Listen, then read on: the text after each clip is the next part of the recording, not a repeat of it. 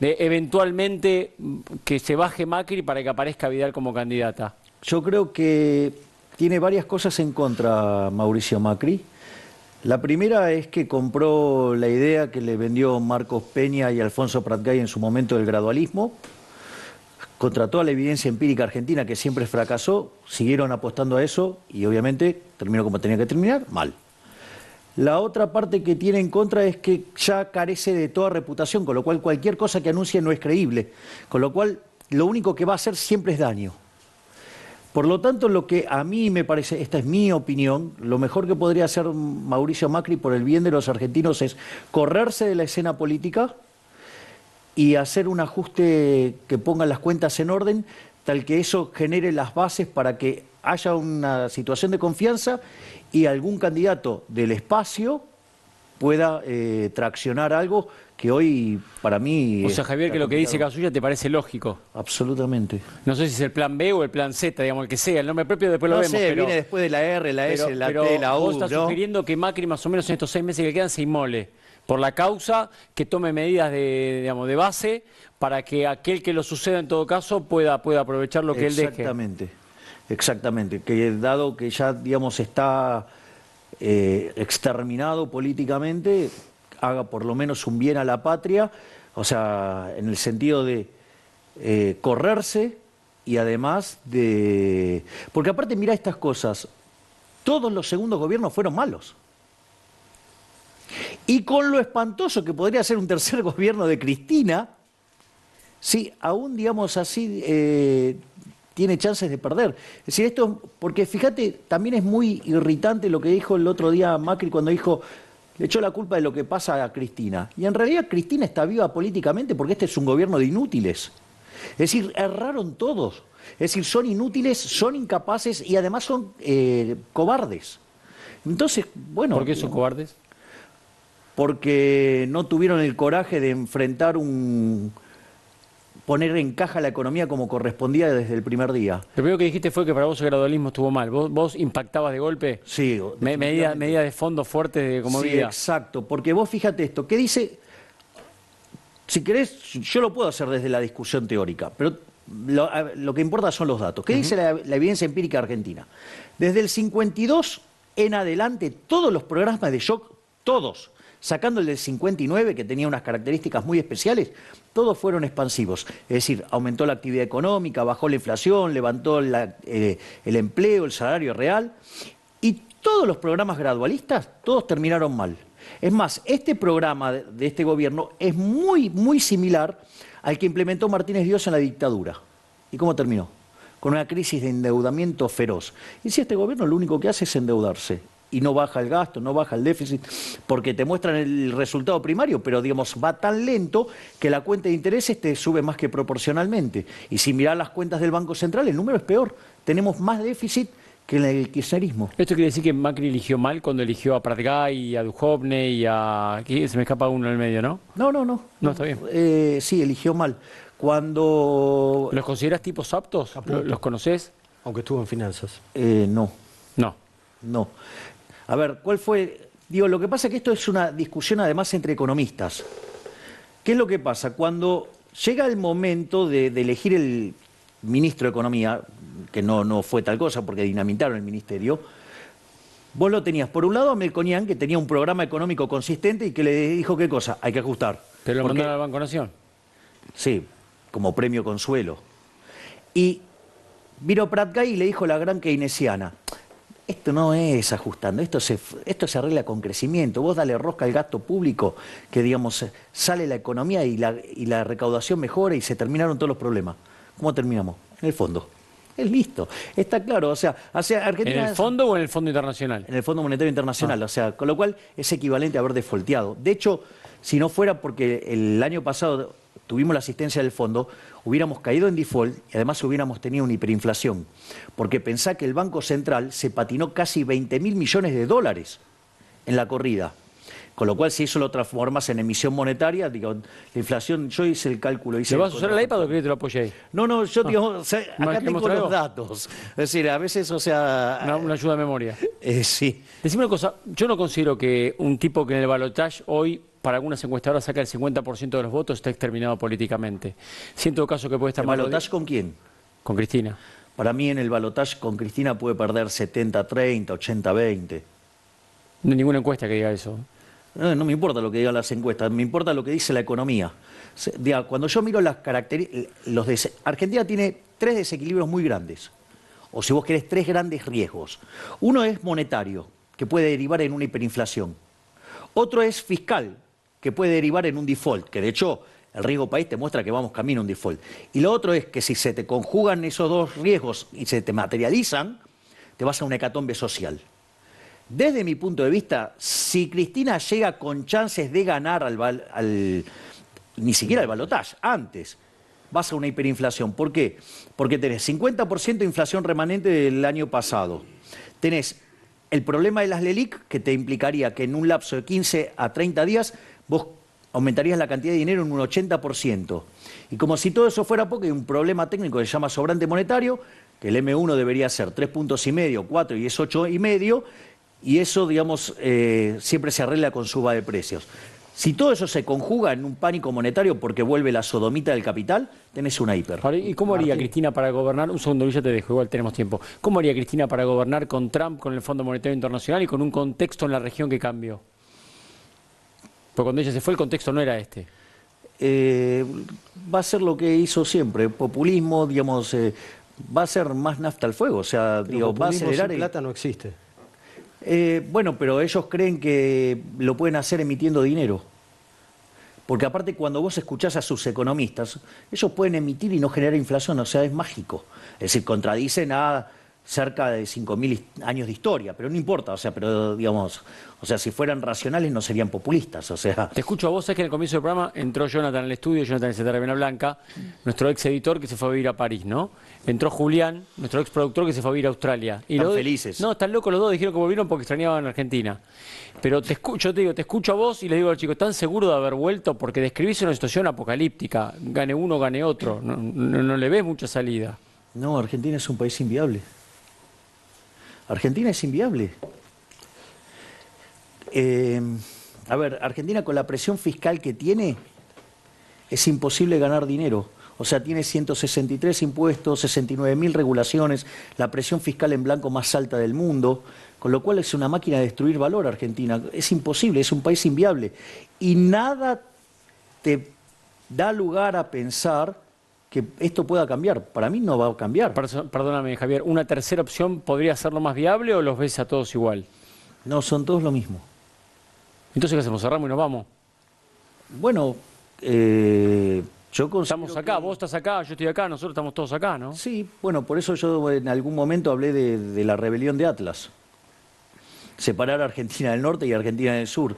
¿Dónde está la parte más rica que tiene Vaca Muerta? ¿Todo en el sur? Bueno, que esa se le queden los políticos y todos los parásitos de la Argentina, los que sabemos laburar y nos ganamos la vida, digamos, honradamente, laburando, rompiéndonos el lomo y que, digamos, y apostamos al esfuerzo y todo eso, nos vamos a la parte más pobre.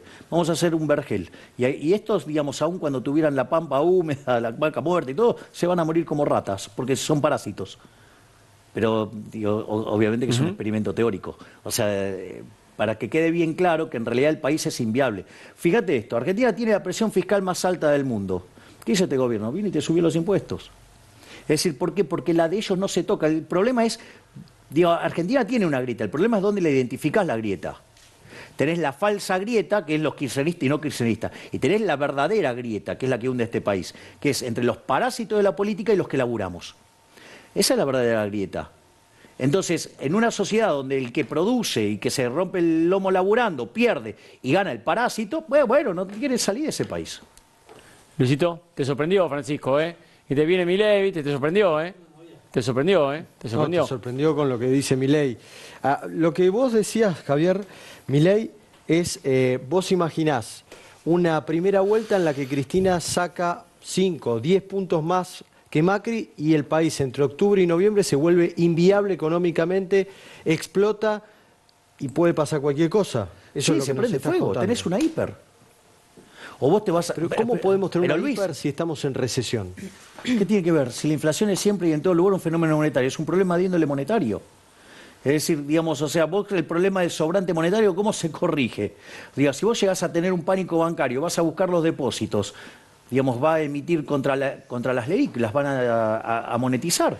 O sea, todo eso te va a generar una hiper. Otro de los puntos que vos decís con el gradualismo, ¿vos te imaginás un país en el que en los primeros meses un gobierno, sea cual sea, el caso de Macri, que gobernó y tuvo medidas gradualistas, como ellos lo llaman, no sé, privatizaba 3 empresas, echaba 5.000 trabajadores del Estado? ¿Cuánto crees que duraba Macri en el poder? La pregunta es, mira cómo estamos. Cuando esto termine y estemos frente a la peor crisis de la historia argentina, porque en los aspectos de actividad e inflación, corregido para los niveles actuales, no que la inflación es 20 veces menor que la que había en los 80, vos te vas a encontrar con una catástrofe económica tipo del 89 y una catástrofe política como la del 2001-2002. O sea, vamos camino a la peor crisis de la historia. Vas a ver niveles de pobreza e indigencia como nunca en la vida. Pero en forma irreversible, vamos, vos decís que vamos o vamos. Nadie está proponiendo poner las cuentas en orden. Todos se pelean por quién hace más populismo. Porque aparte, digamos, o sea, el gobierno toma medidas desastrosas y del otro lado proponen más nafta al fuego. Ese es el problema. Entonces, la realidad es que vos vas a una hecatombe, entonces mirá lo que te dejó el gradualismo. Sí, a ver, vos decís del otro lado es, por ejemplo, no sé, vacaciones, aguinaldos y más subsidios a la gente que tiene planes sociales. Por ejemplo. Medidas que a vos te indignan. A ver, digamos, o sea, el problema es que tenés déficit fiscal. Es como un día a mí alguien me dijo, no, bueno, hay que duplicar las jubilaciones. Ah, genial. Vos, digamos, o sea, entonces hoy tenés un déficit en el sector previsional de 3 puntos, entonces si vas a duplicar las jubilaciones, como no tenés los recursos, vas a meter 10 puntos más de déficit. ¿Cómo crees que termina? ¿Y cuál es la fórmula? Incendiado. Porque nosotros los que laburamos honradamente, como dijiste, cada vez pagamos más impuestos, ¿no? Claro. Ayer hablaba con el dueño de un restaurante, me decía, pagué 140.000 pesos de luz. Estoy viendo cómo hago para no echar a los empleados, ¿no? No sé cuánto pagó de agua, digo, todos pagan, las tarifas crecieron, los impuestos crecieron, sin embargo los recursos no alcanzan, ¿no? Bueno, porque se gasta mucho. Ese es el problema. A ver, vamos a ponerlo en estos términos. ¿Hay salida? Sí, hay una salida. De hecho, nosotros con Giacomini, ahora a mitad de mayo, estamos presentando un nuevo libro, se llama Libertad, Libertad, Libertad. Y en el libro hay un programa económico. ¿Cómo se hace? Sí, porque es muy fácil criticar sin dar ninguna opción, ¿no? Exacto. Entonces, por ejemplo, nosotros explicamos cómo bajar 15 puntos el gasto público consolidado en términos de PBI. Ahora, ¿sabes cuál es el problema? Que afecta a los intereses de la casta política. Bueno, digamos, o sea, hasta que vos no internalices que los enemigos de los que trabajamos son los políticos, hasta que no identifiques a esa gente como los verdaderos enemigos, no Pero va a pasar. ¿vos crees, Javier, en serio que son todos iguales los políticos? Yo no creo que son todos iguales. Yo creo que sí. Yo creo que sí. Yo creo que hay tipos con buenas intenciones que pueden ser no tan aptos y hay tipos que llegan al poder para robar. Pero digo, Maduro también tiene buenas intenciones. No sé cuáles son, pero vos decís que puede Maduro tenerlas. tiene buenas intenciones. Todos los socialistas sí, tienen ideas buenistas, cuando las escuchás, las lees, son fabulosas. Ahora, digo, termina siempre, digamos, en un fracaso económico, social, cultural y una masacre humana. Es decir, es un problema de sistema. No es un problema... Esto, mira, hay un libro que es el último libro que escribe Hayek, que se llama La fatal arrogancia. La fatal arrogancia es lo que hizo este gobierno. Es decir, hizo las mismas cosas que el kirchnerismo, pero ellos consideraron que como eran más lindos, rubios, de ojos celestes, hablaban mejor inglés, se vestían mejor y además eran honestos, con ellos iba a salir bien. ¿Cómo terminó? Mal. ¿Me comprendés? Bueno, no sabemos si termina, ¿no? No sabemos si termina. Tal vez en un segundo mandato pueden corregirlo. Ok. Dígalo. No, digo, vos decís que es imposible. Recién dijiste segundos gobiernos siempre son peores. Siempre son peores, claro. Pero aparte, ¿vos crees que este gobierno puede hacer, Macri puede hacer algo que esté bien? Es imposible, digo, es básicamente imposible. A ver, vamos a ponerlo en estos términos. Cuando vos mirás los números... Yo creo que el gobierno tiene gente muy apta, como Frigerio, por ejemplo. Sí, y está altamente cercenado. No, está en otra función, lamentablemente, y no en lo que él más se destacaría, ¿no? digo, para mí sería un excelente candidato para el oficialismo. Es el único más o menos potable. Pero Hay buenos ministros, Vidal, Ritondo, hay gente que lo ha hecho bien. ¿No? Ok. Voy a continuar con mi punto. A ver, vamos a ponerlo en estos términos. Mira, el 28 de diciembre del 2017, acá, digo, es como que hubiera caído un meteorito.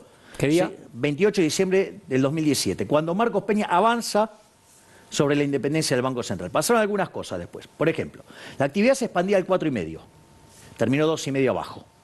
La inflación minorista venía al 18, terminó en 48. El dólar saltó 120%.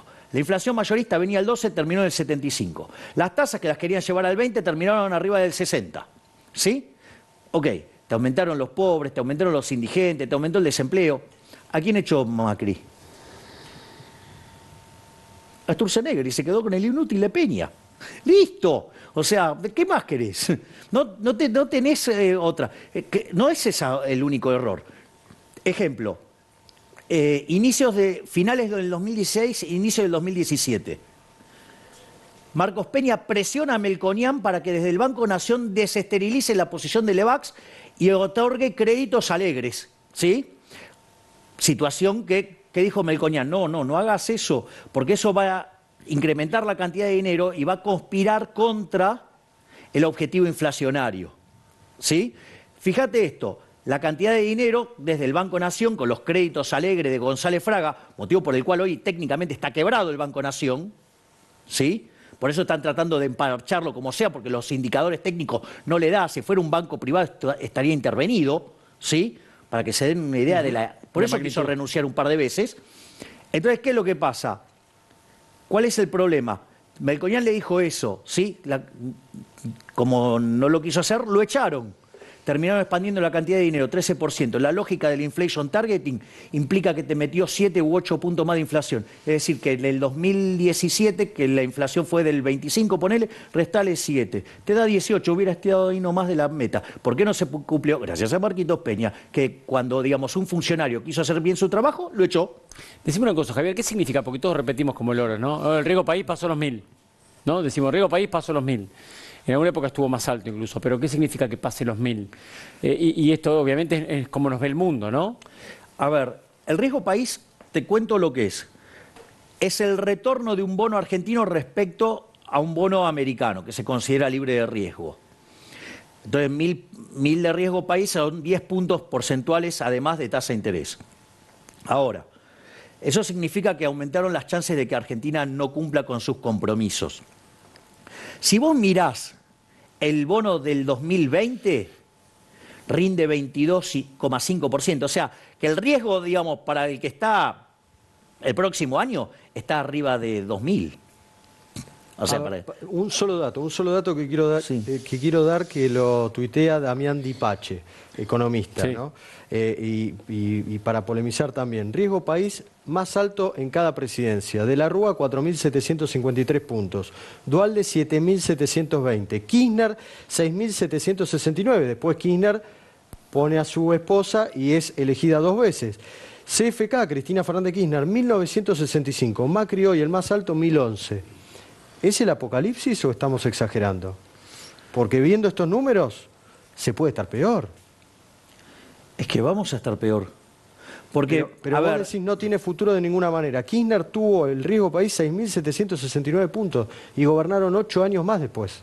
Sí, porque estuvo en default. De hecho, el kirchnerismo no arregló el default. No lo terminó de arreglar. Lo terminó de arreglar este gobierno cuando asumió. Por eso ves esos niveles de riesgo país. Ahora, lo que vos tendrías que mirar es qué dinámica tomó el riesgo país durante el último año de la Rúa y mirá lo que está pasando ahora. En octubre del 2001, vos tenías 800 de riesgo país. Te aviso que esos 800 de riesgo país son más limpios que los que tenés hoy. ¿Por qué? Porque antes vos tenías todo un conjunto importante de bonos líquidos argentinos para medir el riesgo país bien. Hoy los bonos, digamos, o sea, tenés poquitos, entonces está distorsionado. Por eso yo te digo, mirá el Argentina 2020, rinde 22,5 ese bono. O sea, con lo cual tenés 2.000 de riesgo país. ¿Por qué la gente se vuelve loca cuando el dólar de 45 se va a 47? Si la mayoría está viendo cómo hace para comprar el paquete de arroz para la noche. Porque hay un dicho que dice que el que se quemó con leche ve la vaca y llora. En otras partes del mundo, cuando vos tenés una devaluación, no significa que vos vayas a tener inflación. Porque en general tiene que ver, suponete que te empeoran las condiciones externas, ¿no? Te cae el precio de las exportaciones, te sube el de las importaciones, algo por el estilo. Tu moneda se devalúa. Pero como es un cambio de precio relativo, digamos, o sea, suben los transables, si vos querés, y los no transables caen. O sea, no tenés un problema de inflación. O sea, tenés cambio de precios relativos. O sea, no tenés un problema. La historia argentina es distinta. En la Argentina, desde el año 46, si vos querés, cuando se nacionaliza el Banco Central, la mayor cantidad de devaluaciones en Argentina tuvieron origen monetario. O sea, básicamente vos emitís. Entonces, cuando vos generás un exceso de oferta de dinero, ¿qué pasa? Pierde poder adquisitivo del dinero. Y todos los bienes expresados en unidades monetarias suben. Como el dólar es un activo financiero, pica primero, después vienen los precios mayoristas y después vienen los precios al consumidor. Fíjate lo que pasó durante el 2018, ¿no? Tuviste el avance sobre el Banco Central, generaste una caída de la demanda de dinero y un aumento de la oferta de dinero, eso te generó el exceso de oferta. ¿Qué te pasó? Te saltó 120% el tipo de cambio, 75% en los mayoristas, 48% en los consumidores, ¿sí? ¿Qué quiere decir? Que primero picó el dólar y después los otros precios. Entonces la gente cuando ve saltar el dólar se asusta, claro, porque ¿qué es lo que está viendo? Que hay un exceso de oferta de dinero, o sea, no importa que, a ver, que tenga internalizada que la viene idea. la catarata. Claro, pero se da cuenta que lo más probable es que te la peguen.